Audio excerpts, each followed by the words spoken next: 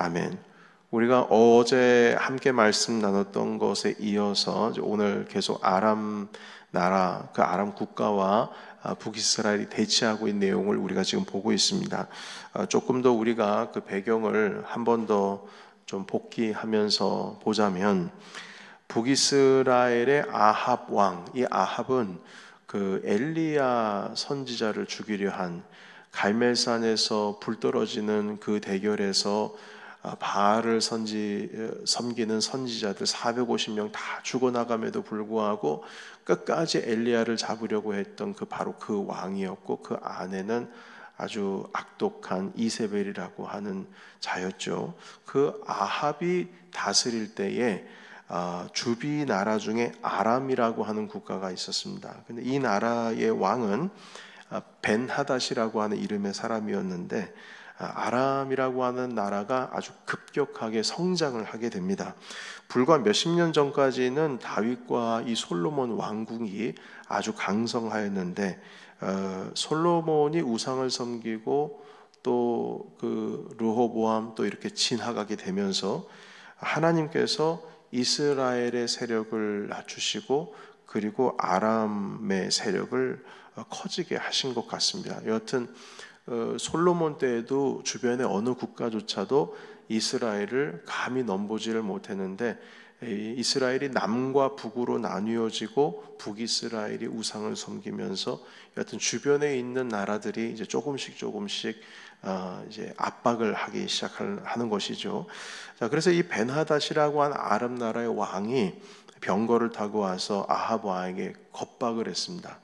은금도 내 것이고 아합 왕의 아내와 자녀들도 다 내 거고 그리고 모든 것들이 다 내게 될 것이다. 그래서 이제 시비를 걸고 전쟁을 하게 되는 것이죠. 아합 왕이 이 굴욕적인 말을 듣고 벤하닷의 그 신하들에게 나는 그렇게 할 수 없다.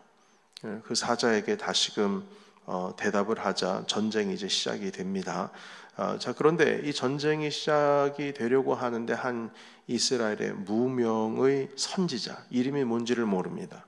근데 한 선지자가 나타나서 하나님께서 이 전쟁과 함께 할 것이고 사람들을 모아서 먼저 왕께서 벤하닷을 치셔야 합니다. 군대를 쳐야 합니다. 이렇게 하나님의 뜻을 전달을 하게 됩니다. 여러분, 오늘 13절의 말씀 같이 한번 읽어볼까요? 13절, 자 시작. 한 선지자가 이스라엘의 아합 왕에게 나아가서 이르되 여호와의 말씀이 네가 이 큰 무리들을 보느냐? 내가 오늘 그들을 내 손에 넘기리니 너는 내가 여호와인 줄을 알리라 하셨나이다. 아멘. 하나님의 선지자가 갑자기 나타나서 아합 왕에게 이 메시지를 전달하게 됐습니다. 그리고 그 계속되는 내용들을 보면 아합이 북이스라엘의 각 도의 방백 중에 그 리더들 중에 싸울 수 있는 젊은이들을 모았는데, 그 모은 수가 15절의 말씀에 보면 232명이다 이렇게 기록을 합니다. 한마디로 이들이 다 신하들이고 정치인들이고 젊으면서 싸울 수 있는 리더들이죠. 그리고 그 외의 모든 백성들 이스라엘 자손의 계수해 보니까 얼마라고 되어 있습니까? 7,000명이라고 되어 있죠. 예, 7,000명이다. 자, 그런데 여러분, 이 7,000명이다. 이 7,000명이 많은 수인가요? 그렇게 많지는 않아요. 그러니까 230명의 리더들과 7,000명이 함께해서 지금 싸우러 나갔는데 결론은 무엇이냐? 벤하닷을 아주 크게 이겼습니다. 이제 그 다음 오늘 말씀 보시게 되면 20절과 21절 한번 읽어볼까요? 20절, 21절. 자, 시작. 각각 적군을 쳐 죽임에 아람 사람이 도망하는지라 이스라엘이 좇으니 아람 왕 벤하닷이 말을 타고 마병과 더불어 도망하여 피하니라. 이스라엘 왕이 나가서 말과 병거를 치고 또 아람 사람을 쳐서 크게 이겼더라. 아멘. 대승을 이루었어요. 7,000명을 가지고요. 그리고 나서 또 선지자가 한 번 더 나타납니다. 그리고 뭐라고 말하냐면 아합 왕은 이겼다고 자만하지 말고 돌아가서 다시금 힘을 길러야 한다. 왜냐하면 이 해가 바뀌면 한 번 더 우리를 치러 올 것이기 때문이다. 이렇게 말합니다. 여러분 22절입니다. 제가 읽어볼게요. 22절. 그 선지자가 이스라엘 왕에게 나와 이르되 왕은 가서 힘을 기르고 왕께서 행할 일을 알고 준비하소서. 해가 바뀌면 아람 왕이 왕을 치러 오리이다 하니라. 아멘. 그래서 이 아람 왕과 신하들이 이번엔 산에서 싸웠기 때문에 우리가 졌지만 평지에서 싸우면 우리가 이길 거예요 하면서 다시금 군대를 재조직해가지고 내년에 또 올 거라는 거예요. 그러니까 이것을 선지자가 미리미리 다 얘기를 해주는 것입니다. 여러분 여기까지가 이제 우리가 오늘 나눈 하나님의 말씀인데요. 여기서 우리는 두 가지의 우리 주님께서 우리에게 주시는 말씀, 그 메시지를 확인하기를 원합니다. 첫 번째 한 가지 무엇이냐면 그 하나님께서는 이 북이스라엘의 아합 왕을 상대하실 때 보실 때 사실 아합은 혼을 내줘야 할 왕이지 이렇게 도와줘야 할 왕은 아니에요. 왜냐하면 아합 왕은 엘리야를 죽이려고 했고요. 3년이나 비가 내리지 않는 가운데에 이건 하나님께서 내린 저주였죠. 엘리야가 그 갈멜산에서 승리하고 나서 기도한 후에 하늘에서 비구름이 생기는 것을 이스라엘 사람들이 봤습니다. 그래서 기근이 3년 6개월 동안 비가 내리질 않다가 비가 내리기 시작했어요. 그러면 이 정도면 그때 당시엔 하늘의 비를 다스리는 자가 바알이라고 생각을 했는데, 그러면 주님께 회개를 하고 이스라엘 사람들을 다시금 주님께로 돌아올 수 있도록 아합이 노력을 해야 되는 거 아니겠습니까? 그런데도 여전히 우상을 섬기고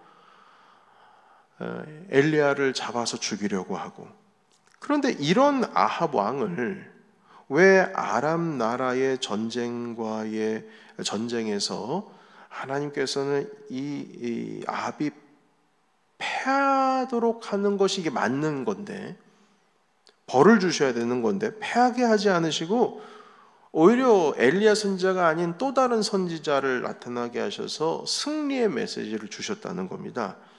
그러니까 분명히 하나님의 진노라고 하는 것은 주변에 있는 나라들을 통해서 이스라엘이 멸망당하고 패하게 하는 것으로서 심판의 어떤 주의 메시지로 이스라엘에게 전달할 수 있거든요. 그런데 희한하게 오늘 말씀 보면 아합 왕을 돕고 계시잖아요. 여러분 이 의미는 무슨 뜻이냐면 하나님께서는 당신의 자녀들이 아무리 큰 죄를 저지른다고 할지라도 이 멸망당하는 것을 주님께서 원하시는 건 아니라는 겁니다. 그러니까 마지막에 주님께서 원하시는 것은 주님이 참으시고 또 참으시고 또 참으시고 해서 아합과 북이스라엘이 돌아오기를 원하시는 것이지, 그냥 조금이라도 잘못하면 그냥 하나님께서 심판을 내려버리시는 이건 자비하지 아니하신 무서운 하나님이 아니라는 겁니다. 물론 북이스라엘이 나중에는 그 아수르라고 하는 왕국에 의해서 완전히 멸망을 당하긴 합니다. 그 10개 지파가. 그건 이제 마지막 끝물에 있는 이야기지만 아직 이 아합의 왕 때는 하나님께서 계속 기회를 주시는 거예요. 한 번이라도 주님 앞에 회개하고 돌아와서 순종할 수 있는 기회를 주시는데, 이 아합 왕은 이제 나중에 우리가 이제 깨달아 알겠지만 정신 못 차립니다. 그러니까 주님의 도우심을 경험을 다 해놓고선 하나님께서 분명히 명령을 내리셨음에도 불구하고 이 베나닷에 대해서 주의 말씀을 따르지를 않습니다. 그러니까 뭐 어쩔 수 없는 거예요. 그러니까 아합 왕은 하나님께로부터 은혜를 얻었음에도 불구하고 결국 마지막 끝에 가서는 또 뒤틀려져 가지고 주님의 말씀 순종 못합니다. 이제 이것은 내일 함께 나눌 말씀에 대한 내용이긴 합니다. 그건 구체적인 어떤 메시지는 내일 함께 살펴보도록 하시고요. 그리고 두 번째 15절에 보니까 아람 왕 베나닷과 싸울 수 있는 사람의 수를 계수를 해보니까 북이스라엘이 7천 명이 나왔어요. 그런데 여러분 아무리 생각을 해도 이 7천 명이라고 하는 숫자가 많은 숫자가 아니에요. 아주 적은 숫자입니다. 숫자가 적어요. 10개의 지파로 구성된 이스라엘에서 아람 왕 베나닷과 싸울 수 있는 사람들이 어떻게 7천 명만 나올 수 있겠습니까? 여러분 안 그렇습니까? 10개 지파의 북이스라엘 10개 지파를 다 모았더니 싸울 수 있는 사람은 7천 명이다. 이 의미는 여러분 지금 아합 왕의 어떤 리더십에 문제가 생기고 있다는 의미이기도 합니다. 오히려 북이스라엘 백성들이 지금 도망가서 숨었다는 뜻이에요. 이 7천 명밖에 안 된다는 뜻은요. 그런데 여러분 우리는 이미 19장에 보시게 되면 우리가 지금 20장을 보고 있습니다만 하나님께서 엘리야에게 호렙산에서 말씀하시기를 바알에게 무릎을 꿇지 않는 자 몇 명을 남겨두셨다고 말씀하셨어요. 7천이죠. 그러니까 그때도 7천이고 여기도 7천이에요. 이게 우연인지는 모르겠지만 그 숫자라고 하는 것이 7천 명이에요. 그래서 오늘 전쟁에 나가서 싸울 자가 7천 명이고 그때 남은 자가 7천 명이다 이렇게 말씀하시는데 그 7천 명이 이 7천 명인가 이걸 확인할 길은 없어요. 확인할 길은 없습니다. 그러나 믿음의 눈으로 바라보면 이 같은 7천 명이 아닐까라는 생각을 하게 됩니다. 이유는 무엇이냐면 선지자께서 나가서 전쟁을 하라고 하나님의 메시지를 전달했기 때문에 그 선지자가 주의 말씀을 전달했다면 아직 바알에게 무릎 꿇지 않는 7천 스스로 일어나서 이 나라를 세우기 위해서 전쟁에 나가서 싸울 수 있지 않을까요? 물론 그 7천이 이 7천인지를 우리는 확인할 수 있는 길은 없습니다. 그러나 가장 어렵고 힘들 때에 다른 지파의 사람들은 다 뿔뿔이 흩어져가지고 도망가고 아합 왕의 리더십은 곤두박질 쳐가지고 아무리 사람들을 모은다 해도 7천밖에 안 되는데 이런 상황 속에서 이들을 통하여 전쟁 가운데서 이기게 하셨다라고 하는 것은 충분히 하나님께서 신실한 자 7천 명을 남겨두신 그 자들이 아닌가라는 생각을 믿음의 눈으로 할 수 있다는 겁니다. 일단 요점은 무엇이냐면 그 7천이든 아니든 하나님께서는 주님의 백성을 쉽게 포기하지 않으시는 분입니다. 쉽게 심판하시는 분이 아니라는 거죠. 기회를 주시고 또 주시고 또 주시고 끝까지 사랑하시고 돌아올 때까지 인자하게 기다리시는 우리 주님이심을 오늘 이 말씀을 통해서 알 수가 있습니다. 아합은 당연히 멸망당해야 할, 그리고 아합은 무너져 내려야 할, 그렇게 해야 마땅할 왕임에도 불구하고 주님께서는 선지자를 세우셔서 보내셨고 그 전쟁에서 이기게 하셨고, 그래서 용서를 받을 수 있는 기회를 찾을 수 있도록 주님께서 계속 선한 것들을 베풀어 주신다는 겁니다.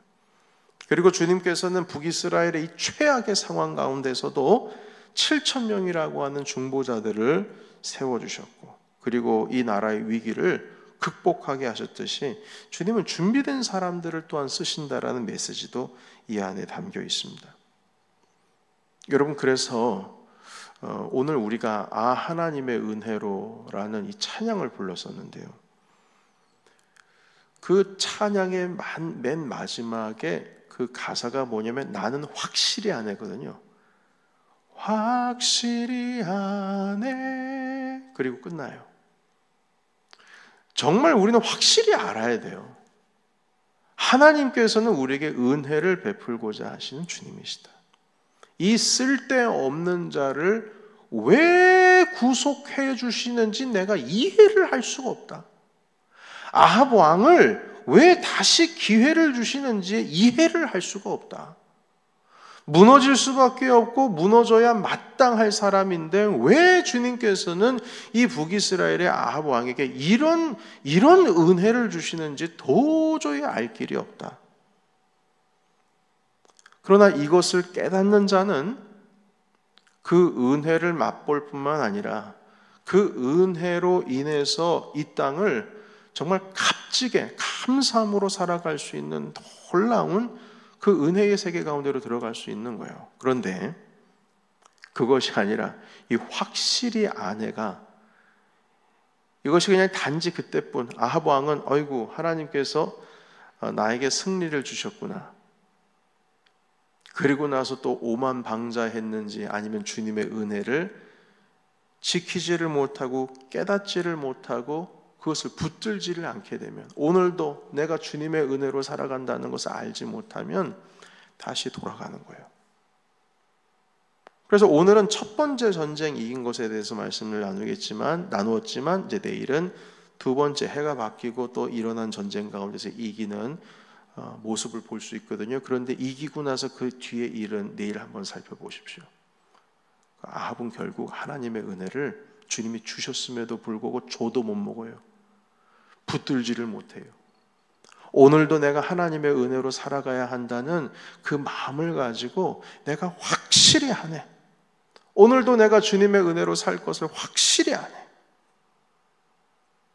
그것을 붙들지 못한다는 겁니다. 여러분, 오늘 이 주님 주신 이 말씀 가운데 우리 함께 계실 때에 적어도 우리는 하나님께서 준비하시고 예비하신 바알에게 무릎을 꿇지 않는 그 7,000명, 어디에 숨어 있었는지 모르는 그 7,000명이 베나다시 쳐들어온다고 했을 때 어느 누구 하나 나서지 않았을 때 그 중보자들이 다시금 일어섰던 것처럼 여러분, 우리는 그 영적인 7,000명 안에 함께 있는 은혜 받은 자인 줄로 믿습니다.